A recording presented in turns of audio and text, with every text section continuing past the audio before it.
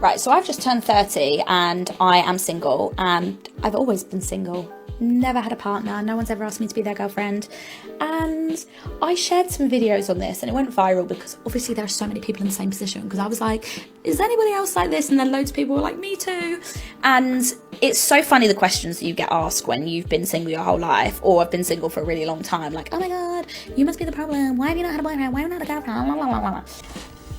Oh, really?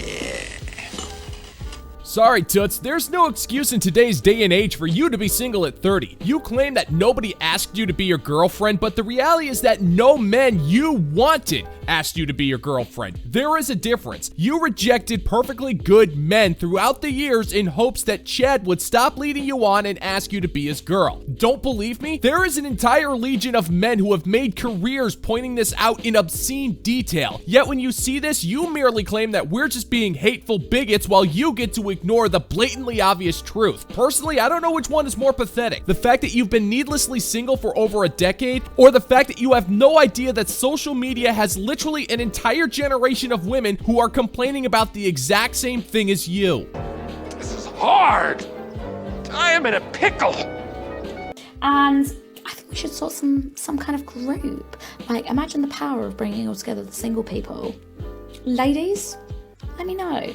If you want me to create a community of us single ladies, let me know, because I've got some questions to ask you all. I need to share some experiences and I need some camaraderie to know that I'm not the only one experiencing this. What a nightmare. Great plan. Thank you. He likes your plan, Chief. Yeah, I highly doubt that you getting into a massive coalition with all of the single women over 30 is gonna work. Even if you were able to create such a commune, there's only gonna be the illusion of cooperation. The very second the UPS driver shows up with yet another vibrating marital aid delivery, you'll all break out the machetes and fight to the death over who gets to hit on him first. And that only happens when you're not intentionally sabotaging each other's lives simply because you want everyone to be as miserable as you, and that only happens when you won't be able to stop arguing over boxed wine rations. No matter how you slice it, a woman's commune will always become a collection of screaming jackasses. Also, maybe we can share horrendous dating stories, because I've got a million. And then we can start a commune if all of us stay single. No. I don't think that's a good idea, because you barely have a chance at becoming a simp's girlfriend, let alone finding a decent guy. Do you really think posting your horror stories on TikTok is really gonna help your chances any? You've already made one viral video, so the odds of a dude actually taking the unbelievably massive risk of taking you out for a 20-minute cup of coffee are already drastically slim. But you go ahead and keep posting that cringe, because we will all be at the ready to go ahead and make fun of you, because your cringe is nothing short of endless amusement for us. Why am I single? That's the question that I get asked all the time. It's my favorite. I don't know. If I knew, I would be fixing it. I don't know. My therapist doesn't know. My friends don't know. I'm relatively sane, which you probably can't gather from my TikTok videos, but I'm never going to key your car. That's nothing to be proud of, Rusty. Sounds to me like your friends and therapists are just trying to be nice to you. They're not gonna hit you both barrels about why you're still single, because you'll probably fly off the handle and make an angry TikTok about how the entire planet is against you, which might lead to you keying someone's car, so it's just not worth it. It's actually kinda sad how nowadays the fact that you won't commit a crime is somehow on par with girlfriend material, because a self-respecting man is going to assume you're not going to create a wanton act of destruction of property. That's not a virtue. That's a given. That's like saying a man would make a great firefighter because he won't commit acts of arson. It's not a badge of honor. It's literally less than the bare minimum. I'm hilarious and humble. Maybe I'm too funny.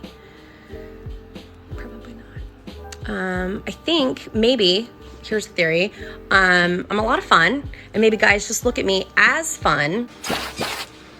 And then when we get to date 4 or 5, they go, oh, she's got like layers and, ooh, no, none for me, thanks. Ooh, and then they push me away. You're boring! You're fucking dull! You have nothing to say! You are a one-hived mind twat waffle!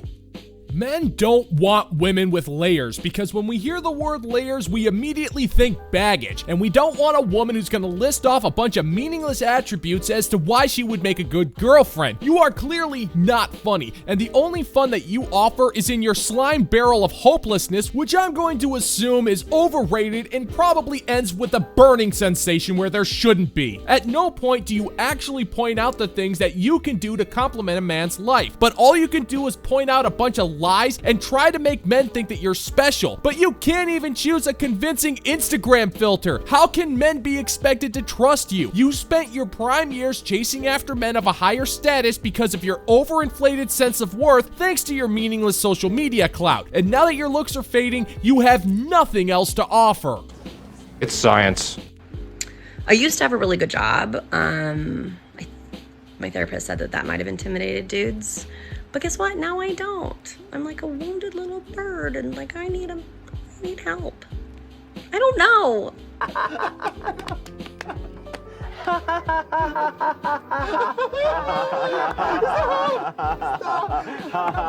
Here's a fun story. One evening, I had a layover on planet Earth, so I decided to try to challenge a bunch of Danish graduate students to a drinking contest while on an empty stomach. So I am not exactly what you would call smart, but I am still smarter than your therapist, because even I know the reason why you're single. You're just one gigantic walking, talking red flag. You claim to be a wounded bird, but that's not cute or desirable. It means that you want a man to come into your life and fix you because you're clearly incapable of fixing yourself. You wear therapy as some kind of a feather in your cap, but that therapist is irresponsible because they're reinforcing this notion that nobody is dating you because it's the world that's wrong and not your terrible standards. You have done next to nothing to try and improve yourself, and you're acting like it's a mystery as to who shot you in the foot when you're completely blind to the massive particle blaster that's in your own hand.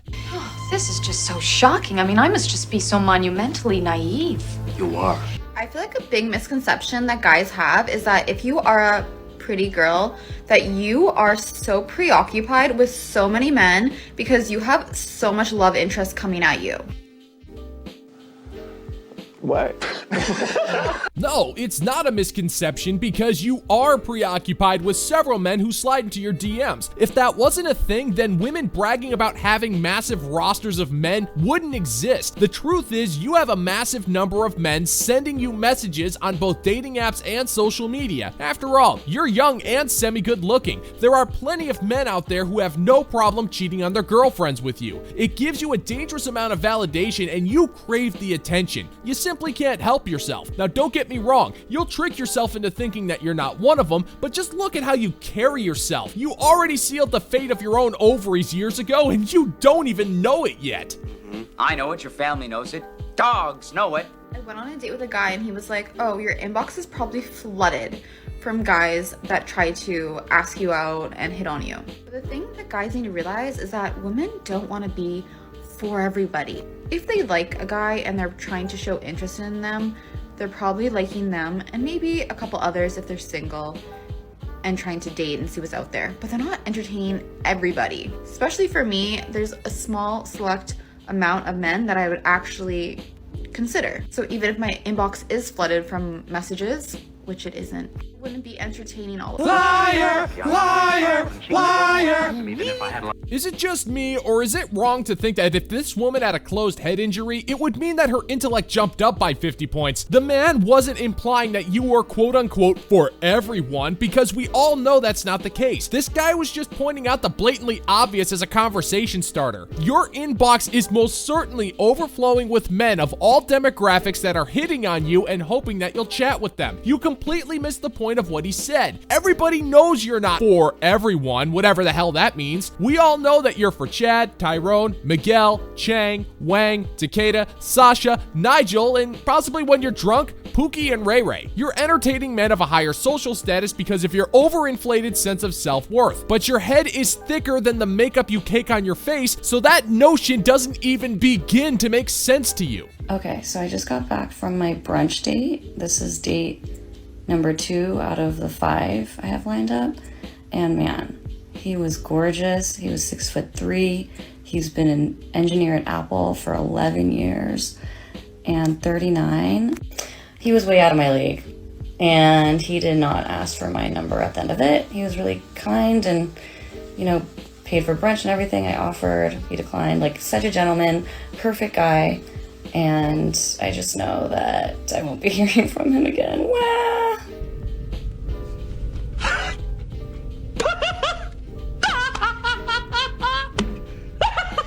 My oh my, how the tables have turned. Of course this dude wasn't gonna ask you out on a second date. He has a well-established career with a reputable company. He has money and lives in one of the most expensive hellholes in the country. He's taking care of himself, probably has a nice wardrobe, and is aging like a fine brandy. You, on the other hand, are like a gallon of milk left right in the middle of the Sahara Desert, and he saw it almost immediately. Now, it's tough to say whether or not he was looking for a wife or just to hook up, but at the end of the day, it really doesn't matter. Either way, he wanted nothing to do with you. So let me ask you something. How does it feel to be on the opposite side of rejection?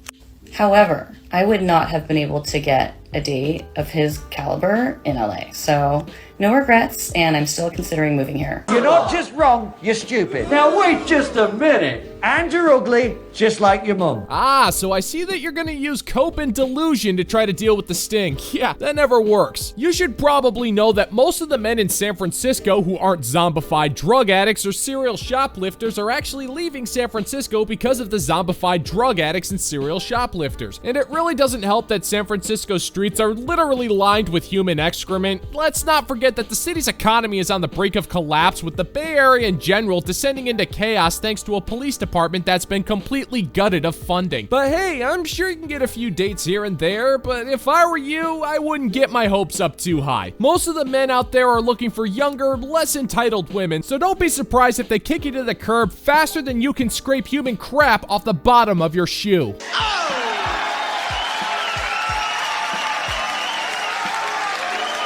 That's gonna do it for today's video, gentlemen and gents. As always, if you find that my particular brand of comedy is bringing you to the brink of laughter, then why don't you scroll on down and click that like and subscribe button and ring the notification bell so we can give the good old-fashioned middle finger to the YouTube algorithm. Thank you so much for checking out the new video, and until next time, peace out, homies.